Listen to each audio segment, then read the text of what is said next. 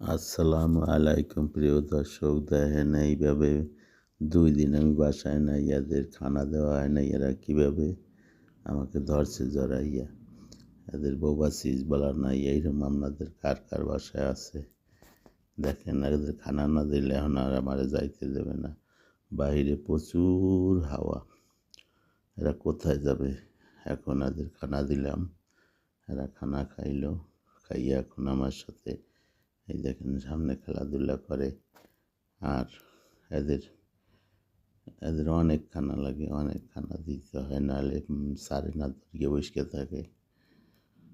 আর দেখেন এদের মানুষের মতন এরা বোঝে যে মালিক কই। এদের খাওয়ান দিতেই হবে, যা কিছু হোক, খাওয়ান না দিলে আর পাস ছাড়ে না, জড়াই ধরে। বোবাসিস বোঝে না। এদের খানা দেবো, রীতিমতন খানা দিলে ভালো। ওরা দেখেন, ওরা তো বলতে পারে না, ওরা তো সবার কাছে যায়ও না, আমাদের কাছে আসে।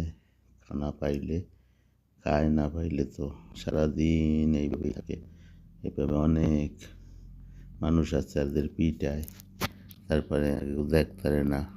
এদের মারা উচিত না। বিড়াল ভালো জিনিস, বিড়াল মারলে বিড়াল আল্লাহ আজাব দেবে, আল্লাহ বইমুখ হয়। বিড়ালকে ভালোবাসবেন। আর বাহিরে প্রচুর হাওয়া, এখন আর কোথাও যাইতে না।